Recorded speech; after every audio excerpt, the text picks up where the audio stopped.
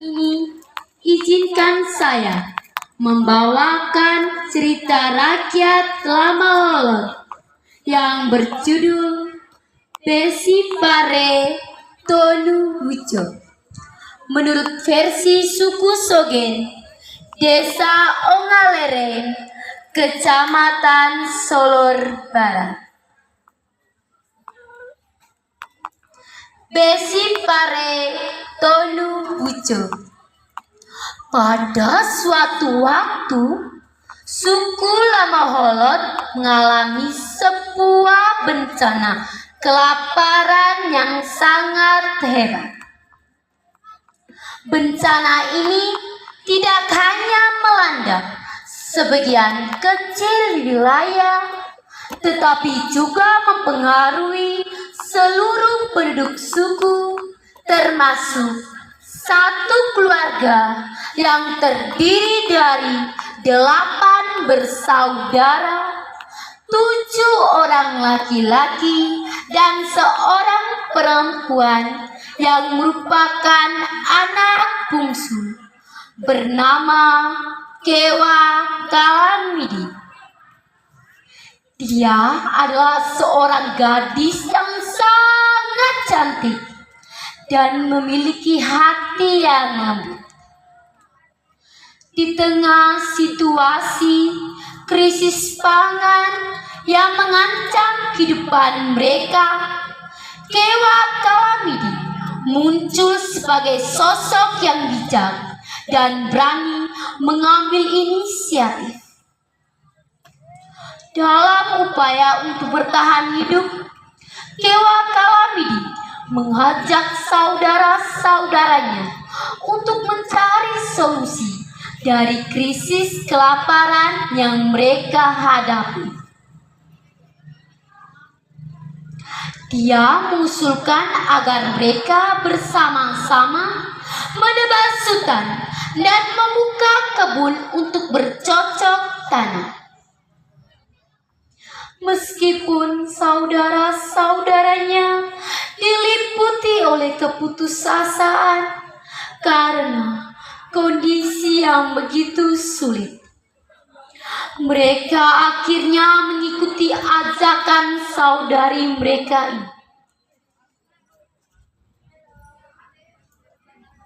Berkat usaha dan kerja keras, mereka berhasil membuka kebun baru dan memagari. Ketika musim hujan tiba, muncul masalah baru dan mereka kembali diliputi oleh kebingungan. Mereka tidak tahu apa yang harus mereka tanam di dalam kebun tersebut karena tidak ada persediaan benih yang ada pada mereka. Saudara-saudaranya merasa tidak berdaya dan mulai menangis karena tidak menemukan jalan keluar dari situasi yang mereka hadapi. Melihat saudara-saudaranya dalam kesedihan dan kebingungan, Kewa Kalamidi sekali lagi mengambil peran sebagai pemimpin. Dengan tenang dan penuh keyakinan, ia minta mereka untuk tidak khawatir dan tetap percaya bahwa kebun mereka akan memberikan hasil yang melimpah, asalkan mereka mau melaksanakan apa yang diperintahkannya. Pertama-tama, Kewa Kalamidi meminta saudara-saudaranya terlebih dahulu mendirikan lumbung atau kebang. Ketika kebang didirikan, keesokan harinya mereka kembali ke kebun dan Kewa Kalamidi meminta saudara-saudaranya untuk melakukan beberapa tindakan simbolis, yaitu menancapkan sebatang kayu di tengah-tengah kebun serta membawakan sebuah batu ceper yang cukup besar dan meletakkannya dekat batang kayu tersebut. Mereka benar-benar tidak tahu apa arti semua tindakan ini. Sementara mereka melakukan apa yang diperintahkannya, Kewa Kalamidi mendandani dirinya dengan pakaian adat Lama Holot. Ia terlihat sangat anggun dan cantik. Sesudah itu, Kewa Kalamidi duduk bersila di atas batu ceper dan dikelilingi oleh ketujuh saudaranya. Mereka larut dalam diam, menanti perintah selanjutnya dari Kewa Kalamidi. Sebelum ritual dilaksanakan, Kewa Kalamidi menyampaikan apa yang harus dilakukan oleh ketujuh saudaranya. Ia meminta mereka untuk membunuhnya dan menempatkan bagian-bagian kebun yang akan dipenggalkan pada bagian-bagian kebun yang telah mereka buka. Kepalanya ditempatkan di bagian tengah-tengah bagian selatan kebun atau mawerang. Kakinya di bagian utara kebun, kanan dan kiri atau malay. Dan tangannya ditempatkan di sudut selatan kebun, kanan dan kiri. Sedangkan tubuhnya ditempatkan di tengah-tengah kebun tempat ia duduk.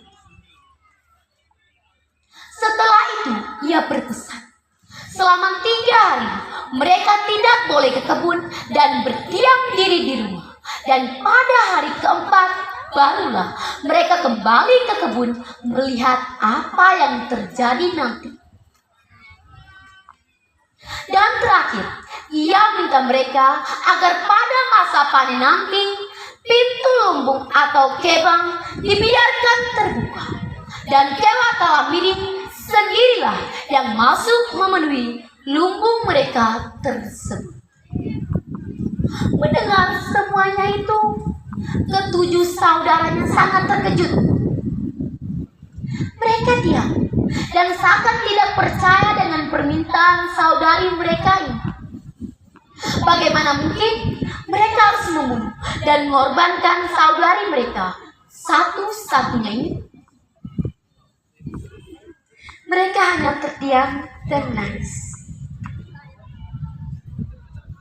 Namun Kewa Kalamidi tetap pada keputusannya dan meminta saudara-saudaranya untuk tidak takut atau ragu.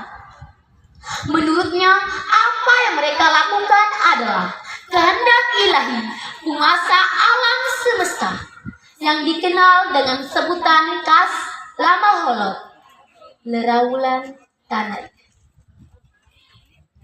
Dengan berat hati, mereka terpaksa melaksanakan ritual pengorbanan ini. Mulai dari saudara yang paling tua, ketika hendak mengayunkan parangnya, memenggal kepala Kewa Kalamidi, ia teringat akan saudarinya dan mengurungkan niatnya itu. Ia meletakkan parang di atas tanah dan menangis.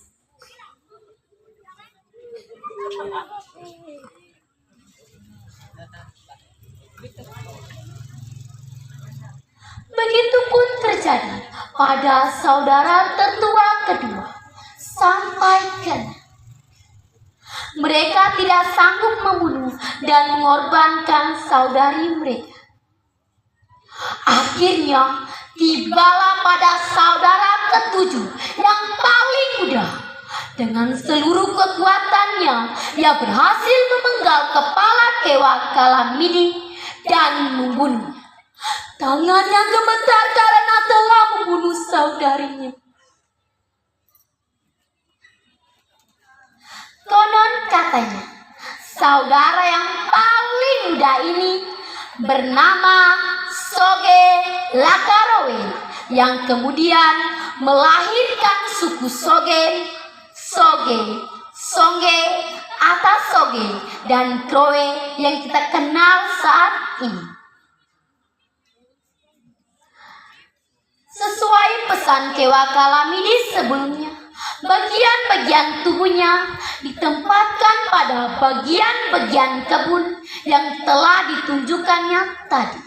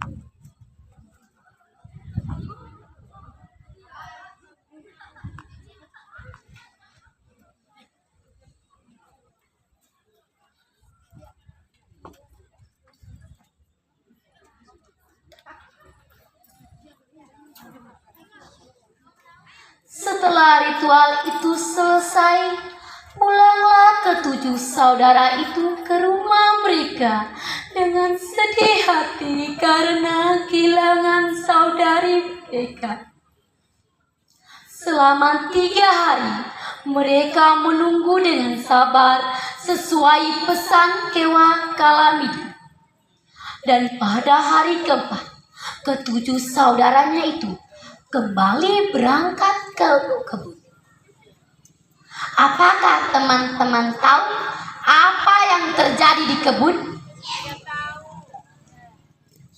Sesampainya di kebun, mereka terkejut menyaksikan pemandangan yang sangat luar biasa. Tanah yang sebelumnya gersang kini dipenuhi berbagai jenis tanaman pangan.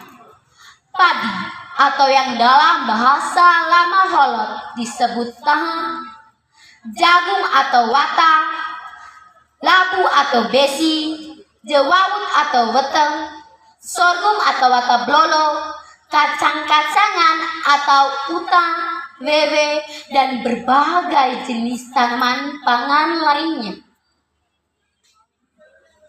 Perasaan gembira bercampuran sedih yang berkecamuk dalam hati mereka. Sedih karena kehilangan saudari semata wayang mereka, dan gembira karena limpahnya panen yang akan mereka peroleh.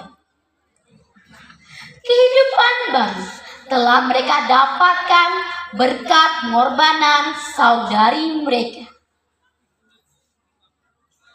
Ketika musim panen tiba, sesuai pesan Kewa Kalamidi, pintu lumbung atau kebang dibiarkan terbuka. Ketujuh saudaranya sangat terkejut tatkala melihat bahwa lumbung tersebut telah penuh dengan berbagai hasil panen. Bahkan lumbung tersebut tidak sanggup menampung limpahnya panen mereka. Setelah itu, mereka membawa hasil panen ke rumah sebagai persediaan makanan dan benih. Kehidupan ketujuh saudaranya serta keturunan mereka berubah menjadi lebih sejahtera berkat pengorbanan dan jasa Kewa Kalamidi. Demikianlah kisah tentang Besi Pare Tonuwijo. Pesan dari kisah ini adalah dari sosok perempuan lahirlah kehidupan baru. Mari pada momentum bersejarah Sumpah Pemuda ini saya mengajak kita sekalian, khususnya para pemudi, untuk berani mengambil inisiatif dan peran berkreasi dan berinovasi, serta rela berkorban untuk melahirkan kehidupan dan peradaban baru.